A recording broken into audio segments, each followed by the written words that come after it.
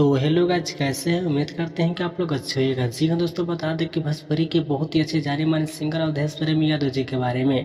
जी हाँ दोस्तों, तो अगर आप लोग मेरा चैनल पर पहली बार आते हैं, मेरे चैनल को सब्सक्राइब करके ऑल पर क्लिक कर लीजिएगा कि आने वाले वीडियो आप तक पहुँच सके। तो सबसे पहले हम जानेंगे सॉन्ग का टाइटल, ये सॉन्ग को किसने लिखे हैं और किस कंपनी से करेंगे अवधेश प्रेम यादव जी ये सॉन्ग को रिलीज। तो आप लोग बना रहे इस वीडियो के माध्यम से। तो चलिए जानते हैं। बात करें दोस्तों, तो ये सॉन्ग को लिखे हैं राइटर विक्की विशाल। जी हाँ, राइटर विक्की विशाल ये सॉन्ग को लिखे हैं। जी हाँ, 2018 की तरफ 2024 में सबका तोड़ेंगे रिकॉर्ड।